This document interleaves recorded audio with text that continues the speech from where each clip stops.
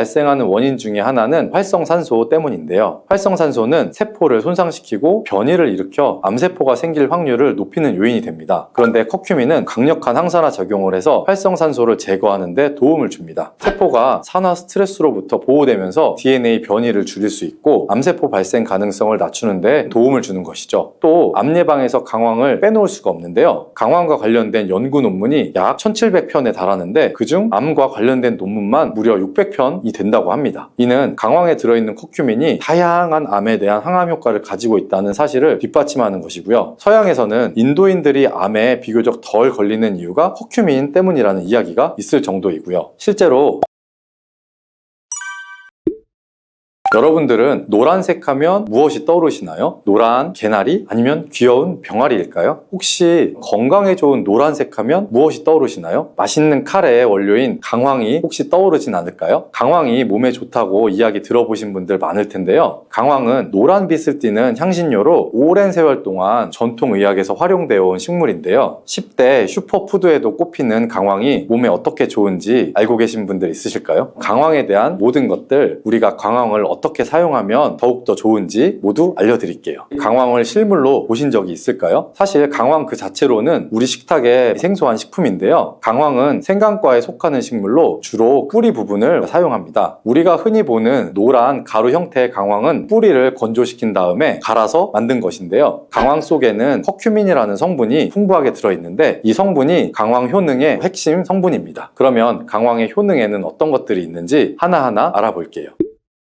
첫 번째 강황의 효능은 바로 혈액순환 개선입니다. 날씨가 쌀쌀한 날 혈액순환이 원활하지 않으면 몸이 쉽게 피로해지고 손발이 차가워지는 증상이 나타날 수가 있죠. 특히 중년 이후에는 혈액순환이 원활하지 않으면 다양한 건강 문제가 생길 수가 있는데요. 이럴 때 강황이 우리 건강에 도움을 줄 수가 있습니다. 강황이 혈액순환에 도움을 주는 이유는 바로 커큐민이라는 성분 때문인데요. 커큐민은 혈액을 묽게 만들어서 혈전이 생기는 것을 방지하는 데 도움을 줍니다. 혈전이 생기면 심근경색이나 뇌졸중 같은 위험한 질환으로 이어질 확률이 매우 높다는 것은 건강에 관심이 있으신 분들이라면 알고 계실 텐데요. 그렇기 때문에 강황의 커큐민 성분이 혈액이 잘 순환되도록 도와주어 이런 위험들을 낮춰줄 수가 있습니다. 또 강황은 염증을 완화하는 데도 효과적입니다. 우리 몸에서 만성염증이 지속이 되면 혈관이 손상이 될 수가 있고 이것이 혈액순환 장애로 이어질 수가 있습니다. 연구에 따르면 강황 속의 커큐민이 몸에 염증을 유발하는 뉴클리어 팩터 카파 베타와 같은 인자를 억제해서 염증을 줄이고 혈관이 건강하게 유지되도록 도와준다는데요. 또한 강황을 꾸준히 섭취하면 몸이 따뜻해지고 혈액이 잘 돌게 되어 손발의 저림이나 냉증이 완화될 수가 있으니 특히 겨울철에 따뜻한 강황차를 꾸준히 마시는 것을 추천해드립니다. 노란색의 신비 강황의 효과 두 번째는 체중 감량인데요. 강황이 체중 감량에 도움이 된다니 놀랍죠. 많은 분들이 체중 때문에 고민을 많이 하시는데요. 중년 이후에는 신진대사가 느려지면서 체중 조절이 쉽지가 않죠. 똑같이 먹어도 살이 쉽게 찌고 또 한 번 찐 살은 잘 빠지지가 않아서 고민이신 분들 많을 텐데요. 그런 분들은 바로 이 강황을 이용해 보시는 게 어떨까요? 강황이 체중 감량에도 도움이 된다는 사실 알고 계신 분 많이 없으실 거예요. 강황 속 커큐민이 지방의 연소를 촉진하고 또 지방세포의 생성을 억제하면서 지방이 축적되는 것을 줄이는데 도움을 줍니다. 강황을 가지고 한 실험에서 강황이 지방세포의 에너지 소비를 촉진해서 지방을 태우는데 도움이 될 수 있다는 것을 밝혀냈고요. 또한 강황은 소화 기능을 도와서 위와 장 건강을 챙기는 데도 효과가 좋습니다. 소화가 잘 되면 우리 몸의 신진대사도 원활해지고 자연스럽게 체중 감량에도 도움이 되는 것이죠. 뿐만 아니라 강황은 인슐린 저항성을 낮추는 데도 도움을 줄 수가 있는데요. 인슐린 저항성이 높아지면 혈당이 쉽게 오르고 이것이 지방의 축적으로 이어질 수가 있습니다. 그런데 강황이 인슐린 저항성을 개선하는데 긍정적인 영향을 줄 수 있으니 결과적으로 체중 조절에도 유익하겠죠. 강황이 체중 감량에 이렇게 많은 효능이 있으니 다이어트 시작하시는 분들에게는 꼭 드셔야 되는 식품이 아닐까 하네요. 세 번째 강황의 놀라운 효능은 바로 치매 예방입니다. 요즘은 100세 시대라고 하잖아요. 오래 사는 것도 중요하지만 건강하게 오래 사는 게 가장 중요하겠죠. 특히 치매는 나이가 들면서 많은 분들이 걱정하는 질환 중에 하나인데요. 강황에 들어있는 커큐민이 뇌 건강을 보호하는데 매우 중요한 역할을 합니다. 특히 알츠하이머병과 같은 퇴행성 뇌 질환 예방에 도움이 된다고 하는데요. 혹시 강황을 많이 섭취하는 나라인 인도의 치매 발병률이 매우 낮다는 거 아시는 분 있으실까요? 인구 대국인 인도의 65세 이상 노인 중에 치매 유병률은 약 1%에 불과하다니 정말 놀라운데요. 다수의 전문가들은 인도의 치매 유병률이 이렇게 낮은 이유를 강황에서 찾는다고 합니다. 치매를 유발하는 물질은 베타 아밀로이드라고 불리는 단백질인데요. 이 베타 아밀로이드 단백질이 뇌에 쌓이면서 신경세포를 손상시키고 치매 환자들의 뇌혈관을 막히게 하거나 뇌세포를 죽게 하는데요. 강황에 들어있는 커큐민이 베타 아밀로이드 단백질이 뇌 속에 쌓이는 것을 막아주면서 뇌 속에 쌓여있는 단백질 물질을 제거해주는 효과가 있어 치매 예방에 효과가 있는 것입니다. 그뿐만 아니라 강황은 뇌의 신경세포를 활성화하는 데에도 도움을 주는데요. 커큐민 성분이 기억력의 향상과 인지기능 유지에도 도움이 될 수가 있습니다. 실제로 강황을 꾸준히 섭취한 그룹이 그렇지 않은 그룹보다 기억력과 집중력이 향상되었다는 연구 결과도 보고되고 있으니 치매 예방을 위해서 강황을 꾸준히 섭취하는 것이 좋겠죠. 네 번째 강황의 놀라운 효능은 우울감 해소 작용입니다. 현대 사회에서 스트레스나 불안감, 우울감을 경험하는 분들이 정말 많은데요. 강황이 이런 증상을 완화하는데 도움을 줄 수가 있다고 합니다. 노란 강황이 우리의 우울한 마음을 해소시켜 줄 수 있다니 참 신기한데요. 미국 건강 포털 더 헬시 연구 결과에 따르면 강황이 우울감 개선에도 효과적이라는 사실이 밝혀졌습니다. 우울증은 뇌의 염증과도 관련이 깊은데요. 뇌의 염증이 심해지면 뇌기능이 저하되고 신경 전달 물질의 균형이 무너지면서 우울감이 심해질 수가 있습니다. 그런데 강황 속의 커큐민은 염증을 줄여줄 뿐만 아니라 뇌에서 행복 호르몬이라고 부르는 세로토닌과 도파민 분비를 증가시키는데 도움을 주어서 우울한 감정을 해소시키는데 도움을 줍니다. 이뿐만 아니라 인도의 한 연구에서는 경미한 우울증을 겪고 있는 사람들에게 강황을 꾸준히 섭취하게 했더니 항우울제와 비슷한 효과를 보였다는 결과가 나오기도 했습니다. 게다가 항우울제 부작용이 있을 수 있지만 강황은 자연적인 식재료이기 때문에 부작용 걱정이 없이 쓸 수 있는 장점이 있죠. 울적한 마음이 들고 슬픈 감정이 계속 맴도는 분들은 강황을 한번 섭취해 보시는 게 어떨까요? 강황의 놀라운 효과 다섯 번째는 암 예방입니다. 암이 발생하는 원인 중에 하나는 활성산소 때문인데요. 활성산소는 세포를 손상시키고 변이를 일으켜 암세포가 생길 확률을 높이는 요인이 됩니다. 그런데 커큐민은 강력한 항산화 작용을 해서 활성산소를 제거하는 데 도움을 줍니다. 세포가 산화 스트레스로부터 보호되면서 DNA 변이를 줄일 수 있고 암세포 발생 가능성을 낮추는 데 도움을 주는 것이죠. 또 암 예방에서 강황을 빼놓을 수가 없는데요. 강황과 관련된 연구 논문이 약 1700편에 달하는데 그중 암과 관련된 논문만 무려 600편이 된다고 합니다. 이는 강황에 들어있는 커큐민이 다양한 암에 대한 항암 효과를 가지고 있다는 사실을 뒷받침하는 것이고요. 서양에서는 인도인들이 암에 비교적 덜 걸리는 이유가 커큐민 때문이라는 이야기가 있을 정도이고요. 실제로 영국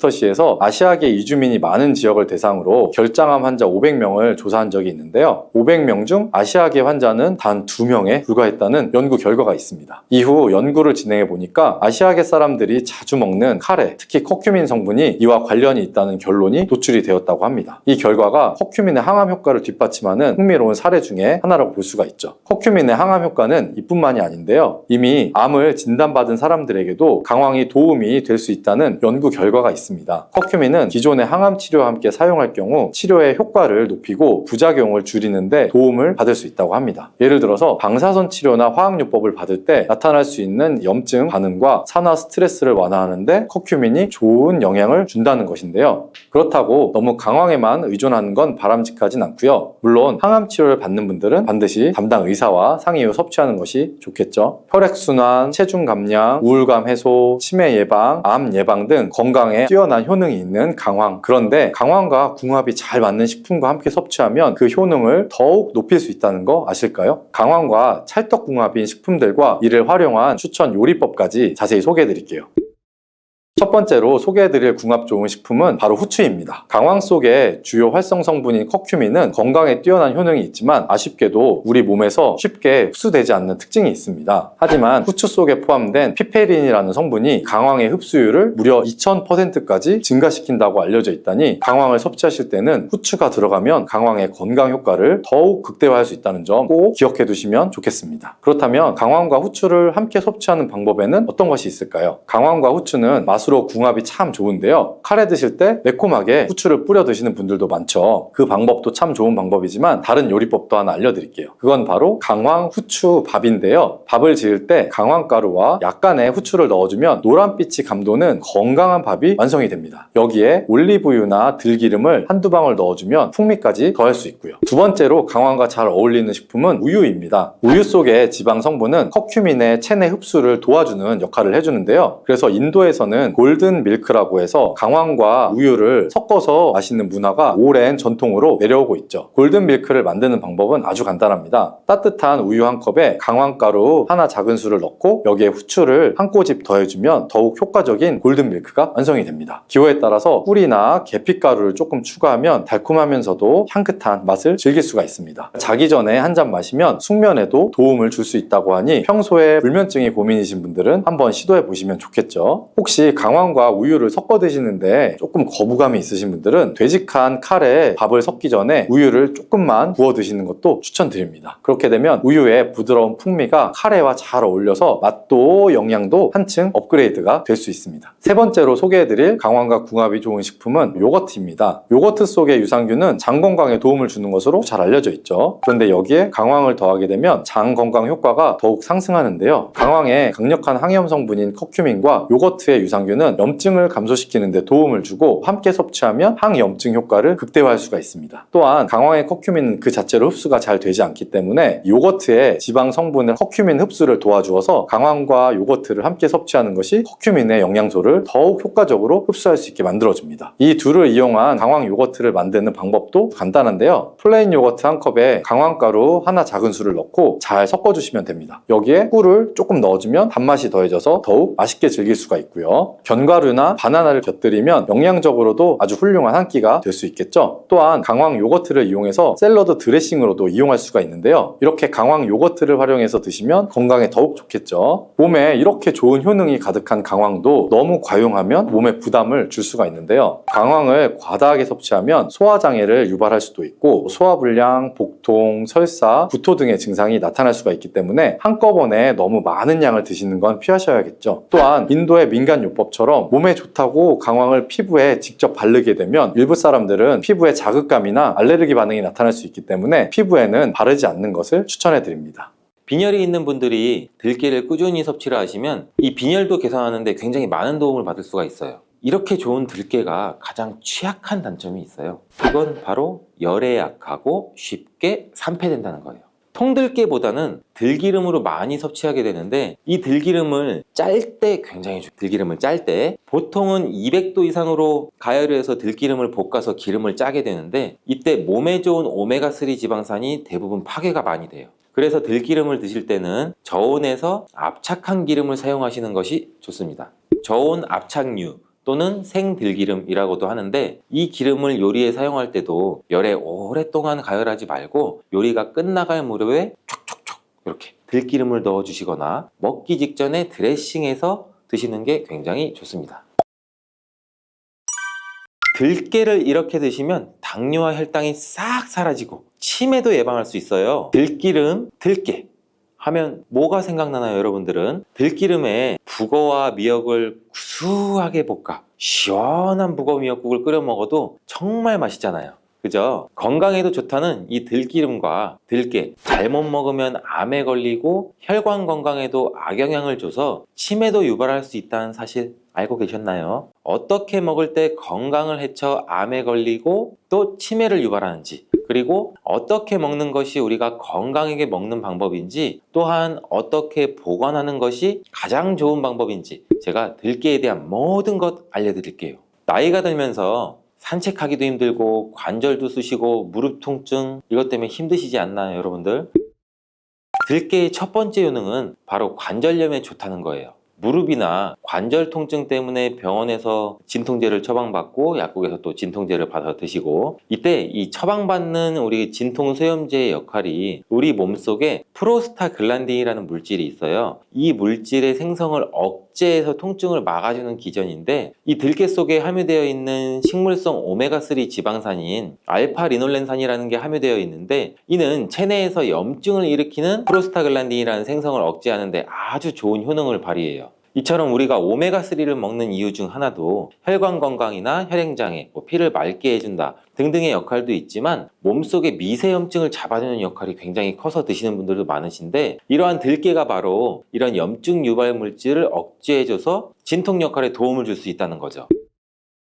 또한 들깨의 두 번째 효능은 바로 뼈 건강에 도움을 준다는 건데, 이는 들깨에 관절염과 무릎 통증이나 이런 거를 완화시켜주는 성분도 들어있으면서 뼈 건강에 도움을 주는 이유는 이 칼슘 함량도 높기 때문이에요.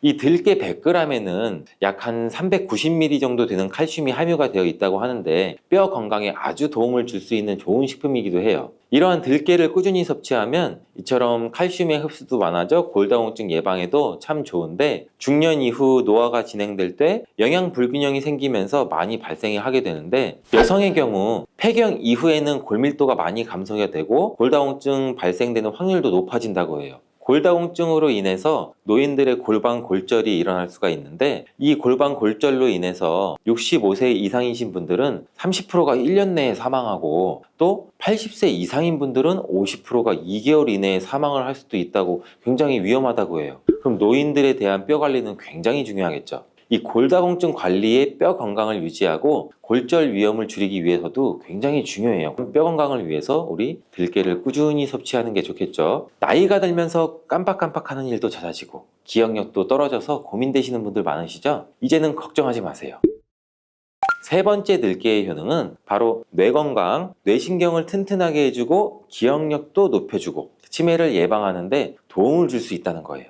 이렇게 좋은 효능이 있는 이유는 잠깐 말씀드린 대로 오메가3가 풍부하게 함유가 되어 있는데, 이 오메가3는 보통 흔히들 알고 계시듯이 등푸른 생선에 많이 함유되어 있다고 알고 계시잖아요. 이것은 동물성 오메가3고, 식물성 오메가3인 이 알파 리놀렌산이라는 거는 들깨에 많이 들어있어요. 이 들깨에 함유된 지방산 중에서 이 60% 정도나 차지하는 게 바로 이 알파 리놀렌산인데, 이 알파 리놀렌산은 뇌신경 보호에 탁월한 효과가 있는데, 어떻게 뇌신경을 보호하느냐? 뇌신경에 염증을 일으켜서 망가뜨리는 이 사이토카인이라는 물질이 있는데, 이러한 사이토카인이라는 물질의 분비를 감소를 시키고, 또 알츠하이머 치매 환자의 뇌에서 많이 발견되는 이 비정상적인 단백질이라는 게 있어요. 이게 베타 아밀로이드라고 하는데, 바로 이 알파 리놀렌산이 이 베타 아밀로이드를 감소시키기 때문이에요. 참치에도 많이 함유되어 있다는 DHA 많이 들어보셨죠? 이 DHA가 대표적인 뇌기능 강화 물질인데, 이 DHA가 우리의 기억력도 높여주는 데 도움 주고 또 학습 능력 또한 좋게 만들어주는데, 이 DHA는 체내에서 잘 합성이 되지가 않아서 식품으로 섭취를 하는 게 좋아요. 이 들깨에 함유된 알파 리놀렌산이 흡수될 때 바로 이 DHA로 전환이 돼요. 그래서 어린이 전용 오메가3 같은 경우에서도 약국에서 많이 보시면 이 EPA보다는 DH 함유량이 높은 영양제도 굉장히 많이 찾아볼 수가 있는데, 이렇듯 들깨가 뇌신경이나 뇌 건강에 좋은 이유가 바로 이것 때문이에요. 네 번째 들깨의 효능은 이 심장을 건강하게 하고 혈관의 노화를 막아주는데 도움을 준다는 거예요. 이 알파 리놀렌산이 체내에 흡수될 때 DHA로 변환된다고 제가 말씀드렸잖아요. 그뿐만 아니라 EPA로도 변환이 되는데, 이 EPA가 어떤 역할을 하냐면 바로 혈소판 응집을 억제해서 혈관에 혈전이 생기는 것도 막아주는 효능도 같이 가지고 있어요. 물론 혈액순환도 도와주겠지만, 그리고 혈관은 튼튼하게 하는 효능과 혈액의 중성지방과 나쁜 콜레스테롤인 LDL을 낮추고 또 좋은 콜레스테롤인 HDL을 높여주는 역할도 같이 해요. 이 미국의 심장협회에서는 허혈성 뇌졸중이나 심장마비로 인한 돌연사, 관상동맥 질환 등의 위험을 감소시키기 위해서 매주 1회에서 2회 이상 오메가3 지방산이 풍부한 등푸른 생선을 섭취하는 것이 도움을 준다고도 발표를 했어요. 근데 이 오메가3 지방산의 함량을 살펴보면 이 100g당 오메가3 지방산의 함량이 연어에는 한 11.5g, 고등어에는 9.9g, 들깨에는 무려 63.1g이나 함유가 되어 있다고 해요. 굉장히 많이 함유되어 있죠. 이렇듯 들깨에는 연어에 비해서 5배 이상 들어있다는 건데, 들깨를 꾸준히 드셔서 혈관도 건강하게, 심장도 튼튼하게 유지하시기 바라겠습니다. 다섯 번째 들깨의 효능은 바로 변비에 좋다는 거예요. 이 들깨의 껍질에는 식이섬유가 굉장히 풍부한데 들깨 100g에는 약 18g 정도로 풍부한 식이섬유가 함유가 되어 있어요. 이 식이섬유는 우리 장내에서 수분을 흡수하게 되는데 이 수분을 흡수하게 되면 대변도 무르게 해주고 장 운동도 촉진해서 변비를 예방하는 데 도움을 줘요. 또한 불포화 지방산도 굉장히 풍부한데 들깨에 함유되어 있는 이 리놀렌산이 대장의 염증도 억제해주고 변비로 인해서 발생할 수 있는 이 대장질환 또한 예방하는 데 도움도 줄 수 있어요. 여섯 번째 들깨의 효능은 바로 이 췌장을 건강하게 하는데 도움을 준다는 거예요. 들깨에는 또 루테올린이란 성분이 풍부하게 들어있는데 이 성분은 몸 안에서 인슐린에 대한 반응도를 높이는 기여를 해요. 이게 무슨 말이냐면 우리 췌장에서 인슐린이 분비가 되죠. 인슐린이 조금만 분비하게 돼도 몸 안에서 이 인슐린에 대해서 반응을 잘하면 혈당이 급격히 올라가는 것도 막아주고 또 췌장에서 인슐린 분비도 멈추는 역할을 하겠죠. 이렇게 췌장의 부담을 많이 덜어줄 수 있다는 거예요. 루테올린을 통한 인슐린 반응도가 높아지면 당뇨도 예방할 수 있고 혈당 조절에도 많은 도움을 받을 수 있어요. 일곱 번째 들깨의 효능은 알레르기성 질환을 예방하는 데 도움을 주는 건데 들깨에 오메가3 지방산이 많이 함유되어 있다고 했잖아요. 이 오메가3 지방산이 염증을 억제하고 면역력을 강화시키고 이러한 효과가 있어서 알레르기 증상도 예방하고 완화시키는 데 도움도 줄 수 있어요. 그리고 또 비타민 E가 풍부하게 함유가 되어 있는데 이 비타민 E는 항산화 작용이 뛰어나고 알레르기 반응을 일으키는 물질인 히스타민의 분비를 억제하는 효과도 있어요. 여러분들이 처방받는 항히스타민제 굉장히 유명한 제품들 많잖아요. 약국 가면 이거와 비슷한 비전이라고도 뭐 어찌 보면 그렇게 볼 수가 있겠죠. 여덟 번째 들깨의 효능은 빈혈에 좋다는 거예요. 들깨에 약 100g에는 철분이 14mg 정도 함유가 되어 있는데 이는 시금치의 약 2배에 해당이 돼요. 시금치보다도 이 철분 함량이 높아서 빈혈에 도움을 줄 수도 있고 그뿐 아니라 이 들깨에 함유된 비타민 B12라는 성분은 조혈작용, 즉 피를 만들어주는 작용을 도와주는데 이 조혈작용이란 그 혈액 속에 혈구를 어떻게 보면 만들어내는 과정을 말하죠. 빈혈이 있는 분들이 들깨를 꾸준히 섭취를 하시면 이 빈혈도 개선하는데 굉장히 많은 도움을 받을 수가 있어요. 이렇게 좋은 들깨가 가장 취약한 단점이 있어요. 그건 바로 열에 약하고 쉽게 산패된다는 거예요. 통들깨보다는 들기름으로 많이 섭취하게 되는데 이 들기름을 짤 때 굉장히 좋아요. 들기름을 짤 때 보통은 200도 이상으로 가열을 해서 들기름을 볶아서 기름을 짜게 되는데 이때 몸에 좋은 오메가3 지방산이 대부분 파괴가 많이 돼요. 그래서 들기름을 드실 때는 저온에서 압착한 기름을 사용하시는 것이 좋습니다. 저온 압착유 또는 생들기름이라고도 하는데 이 기름을 요리에 사용할 때도 열에 오랫동안 가열하지 말고 요리가 끝나갈 무렵에 촉촉촉 이렇게 들기름을 넣어 주시거나 먹기 직전에 드레싱해서 드시는 게 굉장히 좋습니다. 또한 이 들기름은 산패가 쉽게 되는데 이 들기름이 산패되면 벤조피렌이라는 물질이 생성되는데 이게 1급 발암 물질이에요. 이 산패된 들기름을 지속적으로 드시게 되면 발암 물질을 계속 먹게 되는 거죠. 그래서 이 들기름의 사용기간 또한 지켜주시는 게 좋은데 보통은 2달 이내로 드시는 게 가장 좋고 개봉을 하셨다면 1달 이내에 소비하는 것을 추천드립니다. 어떻게 보면 어린이 시럽이랑도 비슷하죠, 유통기한이. 이 들깨는 또한 보관 방법도 굉장히 중요해요. 신문지나 검은 비닐 이런 걸로 감싸서 빛을 차단하고 밀봉한 상태에서 반드시 냉장 보관하시기를 추천해 드립니다. 실온에 두신다면 들기름의 산패는 급속히 진행이 돼요.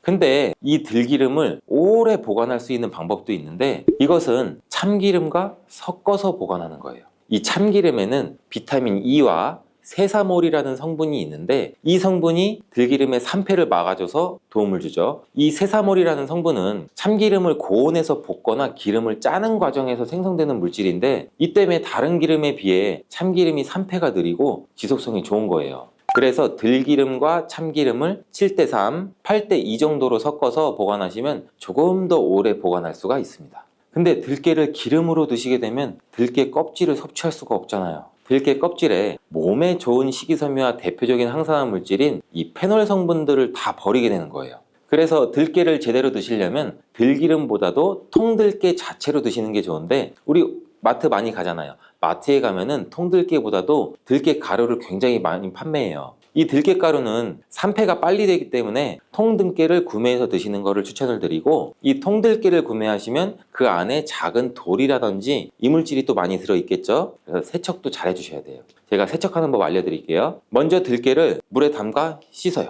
그리고 물 위에 동동 뜨는 것만 얇은 채로 걷어서 옮겨주시고, 이렇게 반복하게 되면 바닥에 이제 돌이나 이물질만 남게 되는데, 또 이거를 버리고 또 물에 담가 씻어주고, 또 물 위에 뜨는 것만 채로 살짝 걷어서 옮겨주시고, 이 작업을 한 3-4번 정도 반복해 주시면 되는데, 이렇게 하면 통들깨를 깨끗하게 세척할 수가 있죠. 깨끗하게 세척한 통들깨는 자연 건조해줘도 되지만 시간이 오래 걸리니까 팬에 담아서 약한 불로 건조해 주시거나, 아니면 쉬운 방법은 집에 있는 전자레인지를 이용하셔서 건조시키면 돼요. 근데 전자레인지를 이용한 건조 방법을 제가 알려드릴게요. 세척한 통들깨를 접시에 담아서 한 5분 정도 돌려주시면 돼요. 이때 수시로 상태를 확인해 줘야 돼요. 아직 건조가 5분 정도면 건조는 덜 됐을 거예요. 근데 오랜 시간 전자레인지에 돌리면 들깨가 탈 수가 있죠. 이렇게 5분 정도씩 돌려가면서 중간중간 상태를 확인해 주고 완전히 건조될 때까지 이 작업도 반복해 주시면 돼요. 이 완전히 건조된 통들깨는 그냥 스푼으로 떠서 드셔도 되고, 먹을 만큼씩 믹서기에 갈아서 음식에 넣어서 드셔도 되고, 통들깨 자체로도 음식에 넣어 드셔도 되죠. 이렇게 하시면 들깨를 산패되지 않은 채로 신선하고 건강하게 버리는 거 없이 드실 수가 있습니다. 미국의 당뇨병협회 학술지에 따르면 매일 약 57g 정도의 피스타치오를 섭취한 당뇨 환자는 당 수치와 인슐린 감소에 도움이 된다고 발표했어요. 피스타치오는 특히 임신성 당뇨를 예방하는 데 탁월한 효과를 보여 임산부의 혈당 수치 조절에 굉장히 많은 도움을 주는 것으로 알려져 있어요. 다만 주의하실 것은 시중에 판매되는 피스타치오에는 소금간이 되어 있는지를 확인하셔서 소금이 들어있지 않은 제품으로 구매하시길 바래요. 4번째로 당뇨에 좋은 간식은 과일이에요. 당뇨가 있으신 분들은 과당 때문에 대부분 과일을 먹으면 안 되는 것으로 알고 계신데, 과일에 대한 오해 때문이에요. 과일의 당이 당뇨에 좋지 않다는 건 사실이지만 과일도 우리 잘만 드시면 오히려 당뇨에 도움을 줄 수가 있어요. 다만 한 가지 조건은 정제된 당분을 섭취하지 않는 상황에서 천연당인 과일을 드셔야 된다는 거예요. 과일 중에서도 일단 당뇨가 발생되게 되면 우리 먹지 말라는 것, 먹으면 안 되는 것이 너무 많죠. 당뇨는 평생 관리해야 되는 질환이라고 하잖아요. 이것 때문에 평소 즐겨 먹던 음식들을 거의 다 못 먹게 되고 약간 항상 허기를 느낄 수밖에 없죠. 당뇨가 있으신 분들한테 식단 관리가 필수인 이유는 식이요법 없이는 치료가 불가능하기 때문이에요. 이 당뇨약은 혈당 수치를 인슐린 분비를 촉진시키거나 인슐린을 주입해서 인위적으로 혈당을 떨어뜨리는 역할을 하는 거고, 당뇨병을 완치해 주는 것은 아니에요. 그렇기 때문에 당뇨가 있는 분들이 식이요법을 시작하게 되면 먹지 말라는 음식도 너무 많고, 맛있는 기름진 음식도 먹으면 안 되고, 밥도 많이 먹지 말라고 하니 먹어도 금방 배가 고파지고 매우 고통스러워 하시는데, 당뇨가 있는 분들도 드셔도 되는 간식에 대해서 제가 알려드릴게요. 알려드리는 음식들은 당뇨가 있는 분들이 드셔도 괜찮을 뿐만 아니라 당뇨에 도움이 될 수 있는 것들이니 집중해서 영상 끝까지 시청해 주시기 바래요.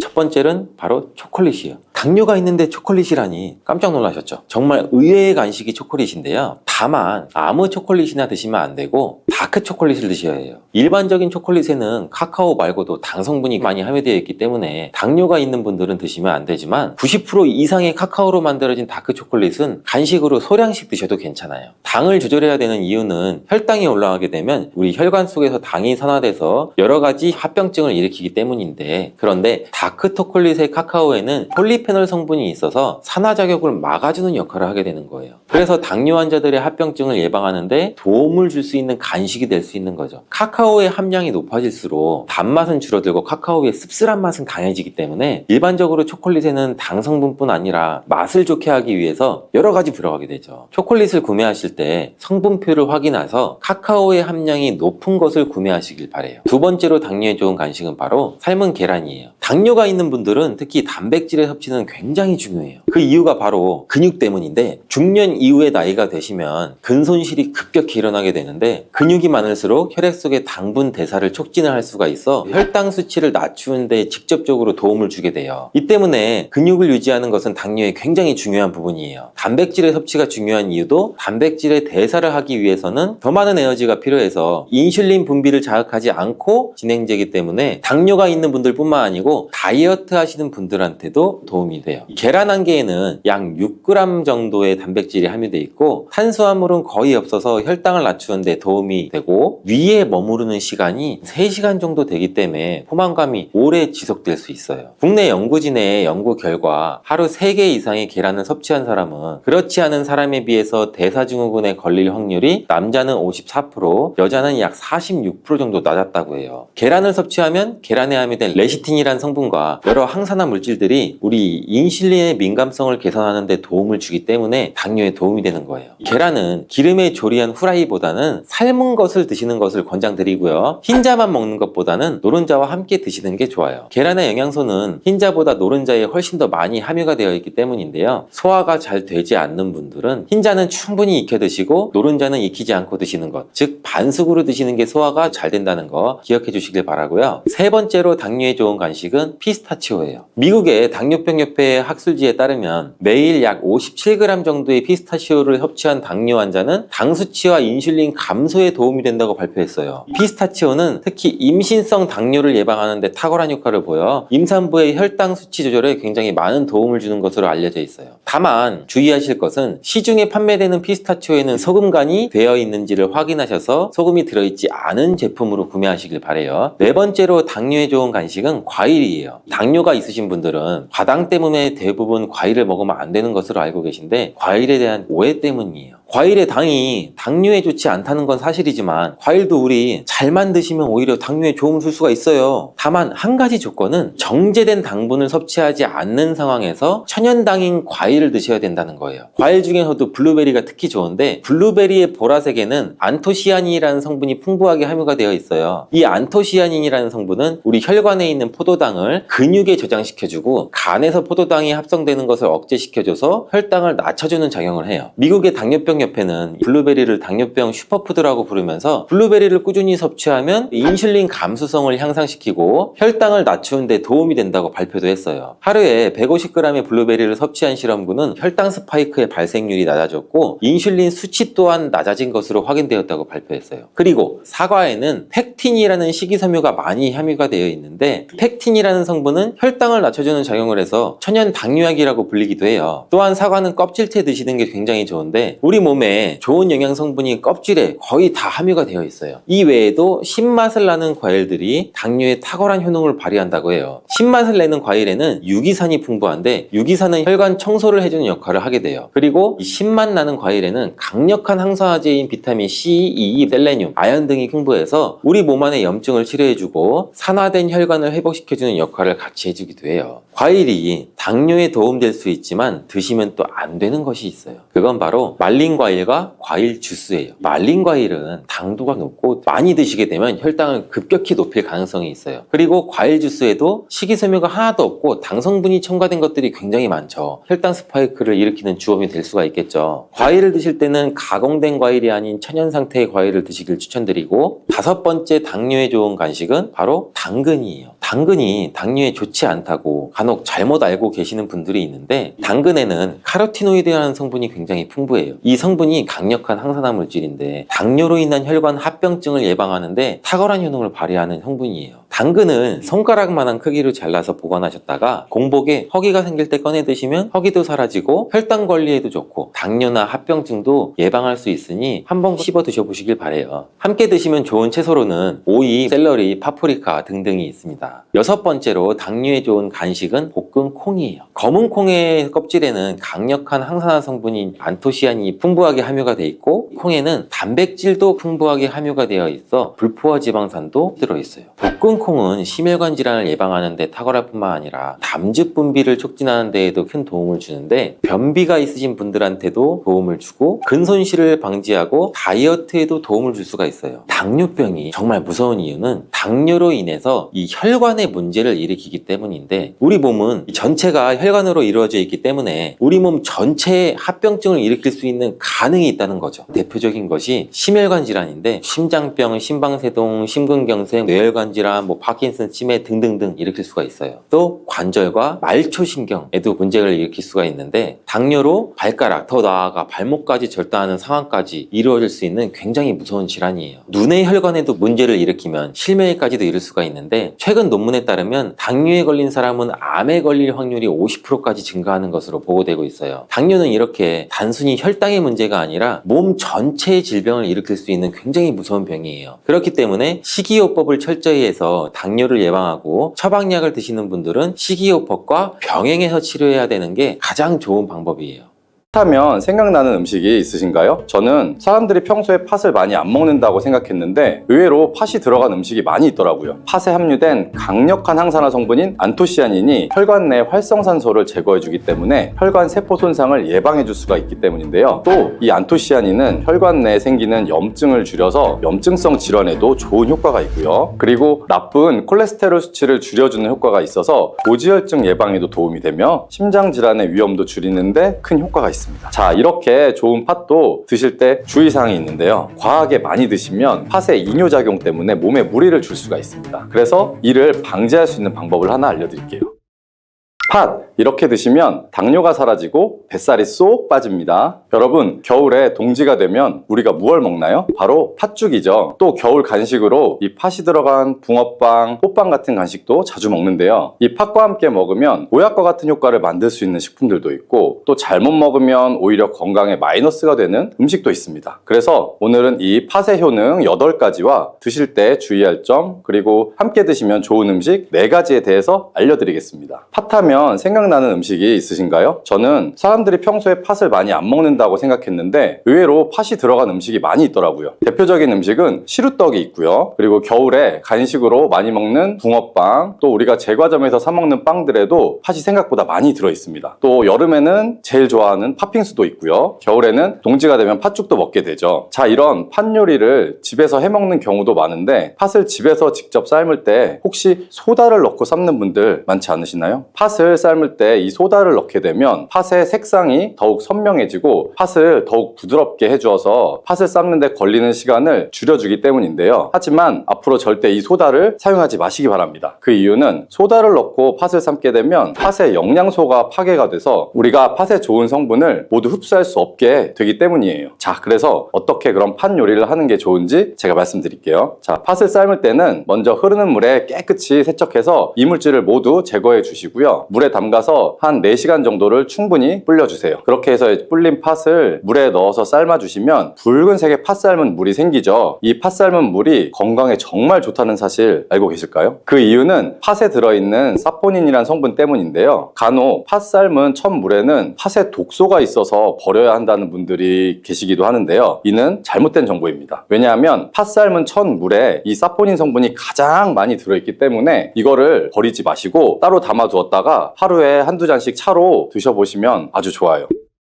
자, 그럼 이제 팥의 효능에 대해서 말씀을 드릴 건데, 자, 첫 번째는 혈관 건강에 많은 도움이 된다는 겁니다. 앞에 말씀드린 팥물은 혈관 청소부라는 별명이 있을 정도로 혈관을 깨끗하게 해주는 효과가 있습니다. 그 이유는 팥에 함유된 강력한 항산화 성분인 안토시아닌이 혈관 내 활성산소를 제거해주기 때문에 혈관 세포 손상을 예방해줄 수가 있기 때문인데요. 또 이 안토시아닌은 혈관 내에 생기는 염증을 줄여서 염증성 질환에도 좋은 효과가 있고요. 그리고 나쁜 콜레스테롤 수치를 줄여주는 효과가 있어서 고지혈증 예방에도 도움이 되며 심장 질환의 위험도 줄이는데 큰 효과가 있습니다. 이뿐 아니라 조선시대 기록에 보면 이 팥물로 세안을 했다는 기록이 있습니다. 팥물로 세안을 하면 피부에 노폐물을 제거하는 데도 좋고 피부를 맑고 건강하게 해준다고 하네요. 비누가 없던 시절에 이 피부 건강을 위해 사용했던 선조들의 지혜가 정말 놀랍지 않나요? 자, 팥의 효과 두 번째는 당뇨병의 개선에 도움을 주는 겁니다. 2014년에 발표된 한 연구에서 팥을 섭취할 때 2형 당뇨병 환자 혈당 수치와 인슐린 저항성이 개선된다고 도움이 되는 것으로 보고가 됐었습니다. 이 연구에서는 약 4주 동안 매일 팥을 섭취하게 했는데 당뇨 환자들의 공복 혈당 수치가 무려 평균 19.5%가 감소하였고 인슐린 저항성 또한 줄어든 것으로 나타나서 당뇨가 있거나 혹은 당뇨 예방에 필요하신 분들은 꼭 팥을 꾸준히 드셔보시기를 한번 권해드립니다. 자, 그리고 세 번째 팥의 효능은 몸의 부종을 제거하고 다이어트에 도움을 주는 겁니다. 자, 잘 보세요. 다이어트 하시는 분들 많으실 텐데 있는데요. TV에서 연예인들이 이 팥으로 다이어트를 해서 효과를 봤다고 했던 적도 있었고요. 한의학 책 중에 본초강목이라는 책에 보면 팥을 오랫동안 먹으면 여위고 마르기 때문에 살찐 사람이 먹는 것이 좋다라는 내용이 나옵니다. 그래서 우리가 밖에 일반 한의원에서 다이어트 처방을 할 때도 이 팥을 쓰는 경우들이 종종 있는데요. 그 이유는 바로 팥에 들어있는 칼륨 때문입니다. 팥에는 쌀의 10배 이상 그리고 바나나의 약 4배 이상의 아주 고함량의 칼륨이 들어있는데요. 이 칼륨이 몸 안에 나트륨 배출을 도와주기 때문에 당뇨 환자들의 신장 부담을 줄일 수가 있고요. 또 혈압 상승을 억제해주는 효과도 있습니다. 또한 이뇨작용이 있기 때문에 이를 통해서 몸의 부종을 줄여줄 수가 있는 거고요. 그래서 우리가 보통 이제 물살이라고 부르는 체질들이 있죠. 좀 잘 부으면서 살이 잘 찌는 분들인데 이런 분들이 이 다이어트 할 때 이 팥을 이용해 보시면 아주 좋은 효과를 보실 수가 있습니다. 그래서 그에 대한 연구 결과도 있었는데요. 실험쥐에 팥 추출물을 먹여봤습니다. 그랬더니 근육 손실 없이 체지방 함량이 약 30% 정도가 줄었고 몸무게도 37%가 감소했다고 하네요. 뭐 사람과 완전히 똑같을 수는 없겠지만 분명히 팥이 체중 감량에 도움이 된다는 결과라고 볼 수가 있습니다. 자, 그리고 네 번째 팥의 효능은 변비를 개선하는 데 도움을 주는 겁니다. 팥에는 앞에서 말씀드린 사포닌뿐만 아니라 많은 양의 식이섬유가 들어있기 때문인데요. 사과에 비해서 약 10배나 많은 식이섬유가 들어있습니다. 굉장히 많은 양입니다. 그래서 팥을 섭취하게 되면 이 식이섬유가 장운동을 활발하게 만들어주면서 또 대변도 부드럽게 만들어주고 그래서 배변 자체가 좀 원활하게 될 수가 있고요. 또한 이 식이섬유는 장에 있는 유익균들에게 풍부한 먹이를 제공해주는 효과가 있는데요. 그래서 장내에 있는 유익균들의 증식에도 직접적으로 효과를 주게 됩니다. 이를 통해서 장의 전반적인 환경을 좋게 바꿔줄 수가 있고 이것은 몸의 면역력의 향상과도 연결이 되기 때문에 우리가 뭐 요즘에 프로바이오틱스 유산균 제품들 많이 드시는데 프로바이오틱스를 복용하실 때 이 팥을 함께 드셔보시면 그 효과가 더 커지는 것을 느끼실 수가 있을 겁니다. 자, 다섯 번째 팥의 효능은 탈모 예방에 도움을 주는 겁니다. 우리가 나이가 들게 되면 보통 이제 이 머리숱이 점점 줄어들고 머리가 빠지게 되면서 고민하시는 분들이 정말 많으신데요. 팥과 함께 천연 탈모약이라 불리는 수수를 함께 드셔보시면 이 탈모 예방에 큰 도움이 될 수가 있습니다. 자, 그 이유를 알려드릴게요. 그 이유는 바로 팥과 수수에 들어있는 비오틴이라는 성분 때문인데요. 이 비오틴은 모발의 모공에서 자라는 단계부터 이제 필요하고 손상된 머릿결이 재생되는 데까지 관여하는 정말 중요한 성분입니다. 건강한 머릿결을 만드는 데 있어서 꼭 필요한 성분이라고 할 수 있고요. 이 비오틴이 만약에 몸속에서 이제 부족해지면 머리카락이 얇아지면서 성장이 잘 안 되게 되고 또 많이 빠지면서 두피 건강 자체가 떨어지게 됩니다. 그리고 두피가 건조해질 수도 있고요. 가려움증이 생기면서 탈모를 가속화시킬 수가 있는 거죠. 그런데 팥에는 이 비오틴뿐 아니라 모발 성장에 도움이 되는 아미노산 또한 풍부하고 아까 말씀드린 수수에는 미네랄 성분이 풍부하기 때문에 이 머리카락을 건강하게 유지하는데 아주 직접적으로 도움을 주게 되고요. 또한 팥과 수수에 함유된 항산화 물질들이 머릿결을 상하게 하는 프리라디칼 성분을 중화시켜 줄 수가 있기 때문에 전반적인 머리카락 건강에 큰 도움을 줄 수가 있습니다. 그리고 여섯 번째 팥의 효능은 쌀을 주식으로 하는 우리나라 사람에게 꼭 필요한 탄수화물 소화를 도와주는 것입니다. 이는 팥에 함유되어 있는 비타민 B의 역할 덕분인데요. 이 비타민 B는 탄수화물, 단백질, 지방을 에너지로 변환시켜서 우리 몸에 충전해주는 역할을 합니다. 또한 신경 전달 물질인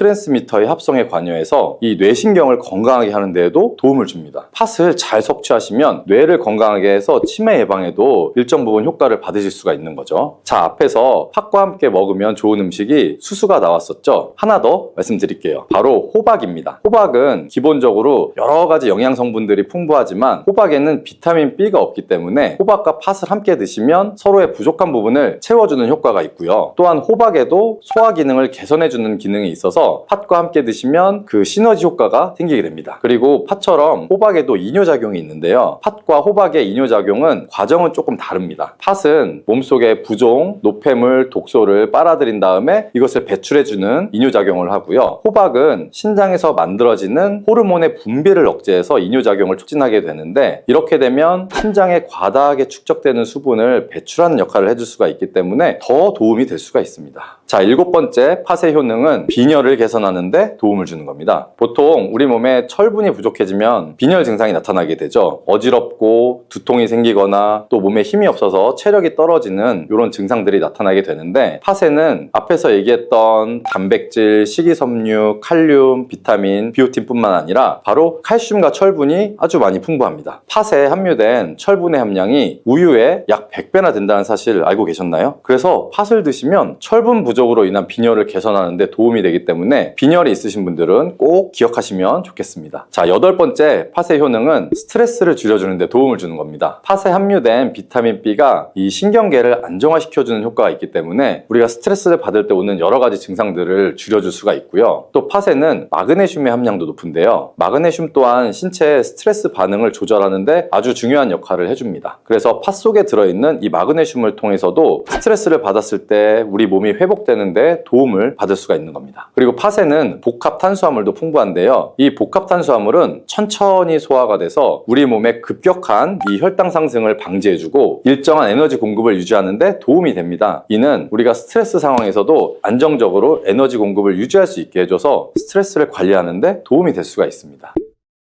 자, 이렇게 좋은 팥도 드실 때 주의사항이 있는데요. 과하게 많이 드시면 팥의 이뇨작용 때문에 몸에 무리를 줄 수가 있습니다. 그래서 이를 방지할 수 있는 방법을 하나 알려드릴게요. 바로 찹쌀과 함께 드시는 겁니다. 팥죽을 끓일 때 찹쌀을 넣어서 함께 죽을 만드는 경우도 있고, 또 이 쫄깃한 찹쌀로 경단이나 새알을 만들어서 넣어 먹는 경우도 있죠. 이 선조들의 지혜가 참 정말 놀라운데요. 이렇게 찹쌀과 팥을 함께 드시면 팥 때문에 몸 안의 수분이 과하게 빠져나가는 것을 이 찹쌀이 막아주는 효과가 있어 문제가 생기지 않게 도와주는 겁니다. 다만 팥은 좀 찬 성질이 있기 때문에 장이 좋지 않은 분들이 이 팥물을 많이 드시거나 하면 소화불량, 복부팽만, 복부의 통증을 일으킬 수가 있기 때문에 주의하시면서 조금씩 드셔보시는 게 좋고요. 이런 점이 혹시 불편하거나 하신 경우에는 바로 생강이랑 함께 드셔보시면 이 불편함을 줄여줄 수가 있습니다. 왜냐하면 생강은 따뜻한 기운이 있기 때문에 이 생강의 따뜻함이 팥의 차가운 기운을 중화시켜서 장에 무리를 덜 주게 되고요. 또 팥에는 항암 효과가 뛰어난 안토시아닌이 많이 들어있는데, 이 생강의 매운맛을 내는 진저롤과 쇼가올 성분이 몸속의 발암물질을 제거해주는 효과가 있습니다. 그리고 생강을 드실 때 이것을 쪄서 말려서 드시면 이런 효과가 약 10배 정도 증가하게 된다고 하니까 꼭 기억하시면 좋겠습니다.